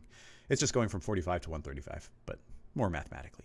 All right, now can we make these inner points shrink with an FFD? I got to tell you, I'm not entirely sure we can, but we'll try. So, FFD, everything's rotated 45 degrees, which is fine, but it's making it a little difficult. So let's try and spin that back to 0, just so this is lined up. 1, 1, 1. This is going to be interesting because it has to pass through. We have to give it transition points. Yeah. That's the tricky part. If we increase this, so you increase the base size. Actually, I'm going to undo. Let's keep this, a copy of it. And then this will go into a group, and that group can then get FFD'd. This needs to be tall enough to capture that point. Now, that is now capturing it. If we select all of our points in T for scale and start scaling down, everything that's trapped within it will scale. So now you can see that that is now square inside. Visually, I'm going to hide these FFDs. Now, I think the problem is going to be is that when I play, it's going to pop. Because what's happening is it's either fully affected or it's not affected at all. So that's the problem. It's either in it's in the deformer or it's not. So it needs a transitional fall off. Now you'll notice the FFD does not have a fall off setting. So in order to make the FFD, well, we're going to take an earlier copy of it. In order to make the FFD have a transition, we have to give it extra points. And we're going to actually need to give it 2 extra points because now we have an inner cube and an outer cube. So the thought is where is the largest point? How big does this get? I think something like right around there. That's as big as this gets. So that's actually the scale that we want our FFD. If I scale this, yeah, okay, the grid size is increasing, which is what we want. So we need to trap that entire thing in there. This outer part's not supposed to be affected at all, but the inner one is. I don't think we can shrink our selection. Sadly, we cannot. So I'm going to carefully select those 4 points and those 4 points. Let's make sure that we only have those 4 inner ones. And then those need to get shrunk down. Oh, but they need to get shrunk down vertically. So if I hit those and hit T for scale and start scaling this down, we can start really pushing this far. Like you see, I'm going far beyond it. Now, the hope here is that the entire shape is always encapsulated inside of the entire thing. And it seems like maybe some of it got shrunk down as well, but let's just see what happens. I'm going to play. And I think we won't get that pop. It's actually working surprisingly well. All right, well, let's push further then. So we got that square. Did scaling, yes, you see scaling this because we're inside of this big overall shape. Scaling this down is also making those outer parts scale. So that's what we got to counteract. So we'll have to do this a few times, but I'm going to do that so it looks about square. Let's see if we can invert. Yes, we can, which is nice. So now I'm going to scale the entire thing taller to get that back to being square. But now you can see that this one wasn't quite tall enough, so now we need to push that further, which is going to scale it down. Eventually we'll hit the right amount. I'm going to overcompensate here, invert again, start scaling it up again, and that looks closer. It's not, I'm not aiming for it precise here, but now I think that that's a lot closer. Everything was in the original box, so it is all trapped. So now I think we've got something that's working pretty well. And what's cool is all we have is like, well, it's a signal, but it's pretty much just 2 keyframes. And everything is transitioning and morphing from one to the other. And it's pretty cool that we were able to take the exact same techniques that we did earlier and apply it to this idea. And it's actually quite nice. It's really weird. It's a weird way of thinking of it, because like you don't think of it as being this internal volume. I mean, all you have to do is turn off the atom array. This is what's weird about it, is we're not thinking of it as like this torus shape. You're thinking of it as the inverse of that, which is why it starts turning into like the hypercube idea. And then we got the nice FFD. I think, let's make these dots way bigger. A couple extra subdivisions. Make this thicker just to push the effect a little bit more. Now, it's just a piece of geometry at the end of the day, so honestly, I wouldn't... the atom array is kind of a boring... the atom array is such a straightforward tool. I almost never want to use it that way.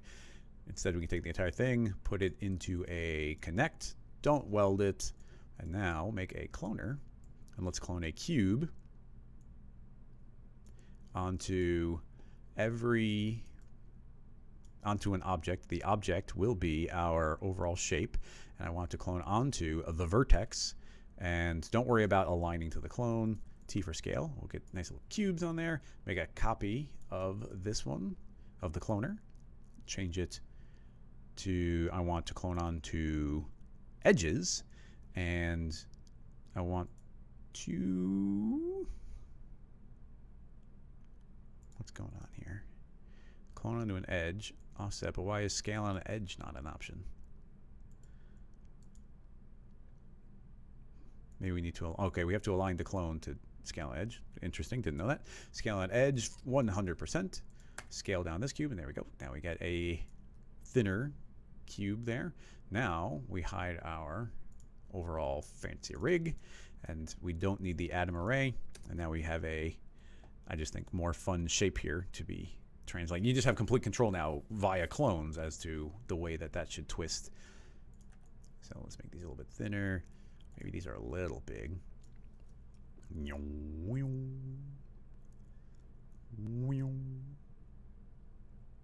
And then what's cool with using, doing a technique with like signal here is how easy it would be to change this. This is rotating 90 degrees, but we can put it, we can just flatten it there for a second, and that just means it's going to have a moment to pause. It should do a full rotation and then stop for a second and then continue. So we're going to get this nice looping animation. It's a little stiff, so of course we can select all of our points, make them soft, and this can now accelerate in, accelerate out, and still have this flat period where it's not really moving. So then it's going to ease in and then continue. So you can get that little pause if you want. Having said that, maybe a little ease in and ease out will be nice, but I kind of like the continuous movement. Eyeball in. Yeah, it just slows down a little bit, but doesn't necessarily have to stop. A little bit of rounding. Oh, yeah, we've got cubes. Put a bevel. Don't need that subdivision. Little bevel goes a long way. No Fong tag.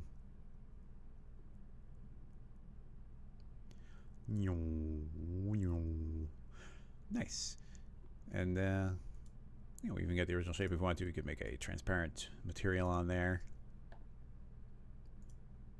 Transparent. Perhaps a gradient. In V. Yeah, not great. Well, no gradient. Yeah. Now everything does. Actually, I guess nothing technically passes through anything either. Like no polygon passes through like a glass pane here. So very interesting. Very, very interesting. What's cool about this is I never thought, I mean, I already kind of covered it, but I always thought of this as a cube in a cube, but really it's a series of, it's a loop twisting around, but the loop has so little resolution that it's kind of tricking our brain and thinking it's a couple cubes. Now, what's neat about building a rig like this is how cleanly we made it. So just out of curiosity, how quickly will it break? Is this just a Tesseract? That's what it's called. It's a Tesseract. They didn't make the Tesseract in Avengers look very much like The mathematical tesseract. How do you spell tesseract? I'm trying to find the link. Tesseract. Copy. Paste. All I was going to say is, what happens if we start increasing our count size here? So we'll increase the size, and now you can see that we have a, it might get a little bit weird with our, it is getting a little bit weird because we're deforming with an FFD, but, you know, we can get this more barrel shaped. And then if we make this have more sides, now it's, whoa, it gets weird. What is even happening? I'm not sure what's happening. It's neat looking, but I'm not sure I understand. This probably, even at the very beginning, this method sounded the most intriguing. But oh yeah, Paul was just asking if we increase the inside. See, me and the audience are getting more in sync, thinking of the different things to tinker with. I had several different methods in my head, and I hadn't even thought about this one, and it was an intriguing way to do it, so we pursued this. But we could have just interconnected two cubes and had one scale out and up. That probably would have been harder. And then another thought was actually going to be very similar to this, but I was going to have a circle shape. Like there's going to be a spline here, and it's going to have things like travel around the circle, like in the center point. I'm not sure if that would have ended up working, but could have. But this works. Neat. I guess we're slightly past 4, so we're pretty accurate today. I'll just check out the chat a little bit, and we'll see if there's anything else to cover here. JC, I will try and remember the name to the name.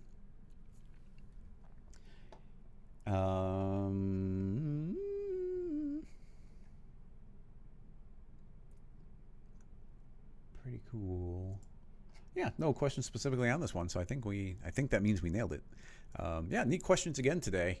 There's no like, I don't know how to finish that sentence, but yeah, that should be good.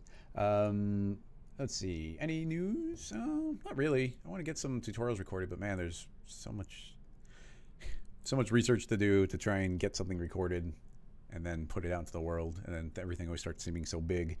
But in any case, there's some cool stuff to get out there, so I'm looking forward to that. I'm gonna have a guest next week, as I said. I'll see everybody in the bonus stream tomorrow who's supporting on Patreon. Yeah, I think that'll cover it. Thanks again, everybody, as always, for amazing questions. Like, absolutely killing it with questions this year. It's been really fun. All the cool new challenging things.